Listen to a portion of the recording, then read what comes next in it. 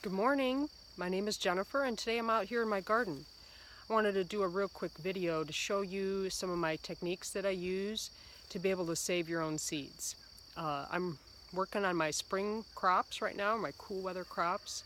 It's almost summertime here in the Midwest, so that's what's ready. I'm going to do a video later on in the year for the summer crops and how to save those seeds. But right now I'm just working on things like radishes, kale, spinach, onions, so forth. It's a great way to save money. You don't have to buy seeds every year, and sometimes when you do save some seeds, they can last for years, so you don't have to do it every year. You can keep your heirloom variety going, and that's how they are going. I only grow heirlooms or heritage variety seeds or plants. I don't grow any hybrids. You cannot save your seeds from a hybrid plant.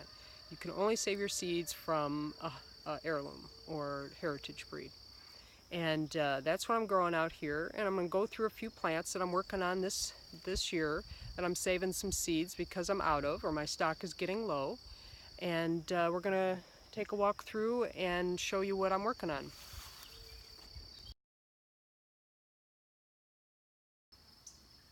So it's really easy to save seeds from certain crops, and the spring crops are exceptionally easy, especially radishes. It's a good crop to start practicing on how to save your own seeds. All you do is with your crop of radishes that you've planted, you leave a few and don't harvest them. What will happen is, let's see if I can find the bulb there. The bulb will get pretty large and then all of a sudden it'll shrink, and a stem, look how large that stem is, it'll do what's called bolting, and it'll send up these stalks. Here's some younger ones that are doing it, and they're bolting now, and all the nutrients will now, instead of going to the fruit, goes towards the tops, and these are flowering already. And once the flowers are done, and hopefully they've gotten pollinated, you'll be able to watch these little seed pods here. Let's see if I can get that. These will swell up. This was the center of the flower, so if it wasn't pollinated, they're going to drop off, like this one here. So this was young early flowers, and if it's cold, maybe they don't get pollinated, but this will swell up with seeds in there, and you'll be able to harvest them. Garlic is a really easy plant to propagate. You can do it a couple different ways, and one is to harvest your garlic in the summer and keep some bulbs behind and divide them up and replant them in the fall. Another way is to leave some plants in the ground so they will essentially bolt, send up nutrients up to tops, and at the top there's going to be some little bulblets, what they're called. And it happens right after this point where these garlic scapes, I think they're called, start happening. After that, if you don't get those off and pick those off, those will turn into the little bulblets, and you can divide those up and replant those in the fall. Now, they're not going to give you as large of a garlic clove as if you're dividing up your garlic, but this is kind of my free-range garlic bed. Here's a couple, larger ones, but a lot of these were bulblets, as I am trying to get my garlic stock larger. So I will have to pick the little scapes off, the garlic scapes here, to make sure they don't put nutrients up into the little bulblets on top, and instead put nutrients down at the base so I can get a larger bulb. Don't mind my morning glories. I have a terrible amount of morning glories. But they're very easy to propagate and make more without having to buy bulbs every year or every fall and planting them. You can get your own stock going and have a nice continual supply of garlic. Swiss chard is actually a really hard plant to get seed from. It almost takes 2 years. This is just a first-year plant. It's just starting to get going. It's going to get a couple feet high, and it'll die down in the warm summer weather, and then it'll come back in the fall. And sometimes I can get them to live through the year, through the winter, and come back again in the spring, and the following next year is when it would bolt and give seeds. So it's a 2-year thing. Same with like carrots. They usually take 2 years to, like a biannual or something, to get you seeds. So they're a little bit more time consuming, but they can give a lot of seeds, and you only have to do it, save the seeds occasionally.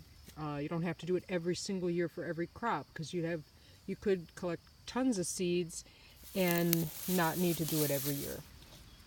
To save the seed of crops like lettuce, you again wait to leave a plant, wait till it gets hot, and they will shoot up from the center, elongate in here, and put its energy, and this will get flower stalks also, where you can wait for them to dry and harvest lettuce seeds also. Another crop that's really easy to save seed from is spinach. The spring crops are super easy. They bolt when it gets hot. This will send up a stalk. It'll get longer in the middle, and it'll send out a stalk once it gets too hot. And there will be flowers on this one too to collect seed from. Once they've gotten large and dry, you can get the seeds.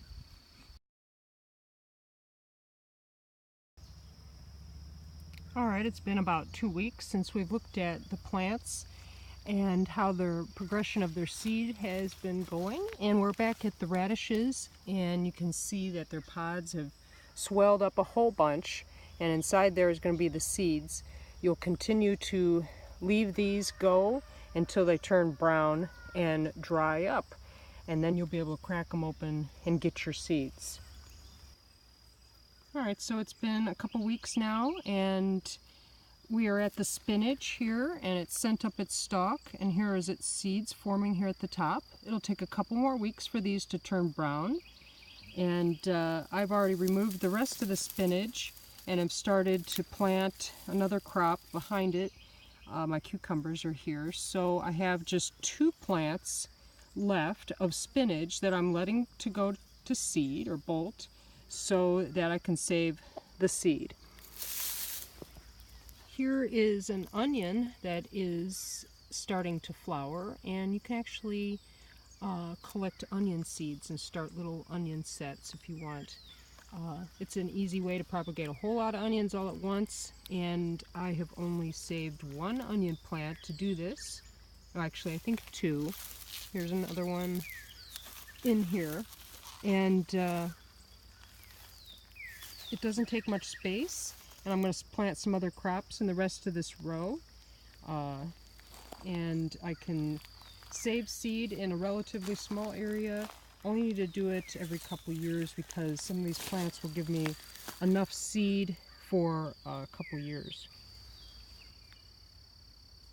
Alright, here is a few of my little bok choys. These are baby bok choy, so they don't get real big, but they're getting ready to bolt, and I'll be able to collect some fresh seed if I need to. I planted them a little bit too close in this section, so I have quite a few that are going to bolt, more than I'll need, so I'll end up removing quite a few and just leave a couple plants for them to pollinate each other, and it'll give plenty of seed. They give a nice little yellow flower, little bees like it, and it will develop seeds just like the radish does along the stem, and you leave it till it dries, and you'll get a lot of seeds off of just a couple plants. It takes very little space. Here's 2 weeks later, looking at a garlic plant. Here is the bulblets forming in the top of the plant. Here's one plant that I did not cut these off, and more of the energy now is going into these, and you can keep these and replant them this fall, and it's a great way to increase your stock. If you don't want that to happen, you cut them off like here, and now more of the energy is going to go down here into the bottom, and you could get a nice bulb that you'll pull up really soon here. One plant that is a little bit different, and you don't just save seed after it flowers, you can actually save the little tubers, potatoes. It's really easy to make more potatoes. You can just save some of the smaller ones for later, and let's dig down here and see if we have some new potatoes. I see a potato right there. Now let's see if I can get it. There we go. You'll save these, and you can save them over the winter even. So when you are saving your seed potatoes, you don't want to use anything smaller than this. This is probably as small as you want to go. You want to save ones that are a little bit bigger, so their skins will be a little bit thicker. And however many you normally plant, you store them in a paper bag in your fridge over the winter and take them out about a month before you want to plant them in the spring, and let them grow eyes and you know, get about an inch long, and then you plant them. And you just keep the cycle going, and you won't have to keep buying seed potatoes. Just keep a paper bag full of a couple dozen potatoes. I keep 2 different varieties, this Yukon Gold, and then in this other row I have a purple potato that I also save. Okay, so that's how you can save cool weather crops. It doesn't take up much space, it's really cheap and easy to do. It only takes a couple plants to leave behind, and you'll have enough seed for several years. I store them in sometimes baby food like containers, little glass jars, but they have to be completely dry to do that. If you save them when they're still damp or something, they'll mold in there. And then I keep them in my fridge, and sometimes 3 to 5 years those seeds will last, so I don't have to do it every season. I don't have to collect seeds. I'm going to do another video later on this year, and I will show how I save the summer crops and the fall crops, the tomatoes and peppers and squash, cucumbers, and all that kind of stuff. And so stay tuned for that. If you like these kind of videos, make sure to subscribe, and so we know that you like them and want us to keep making more. So see you next time.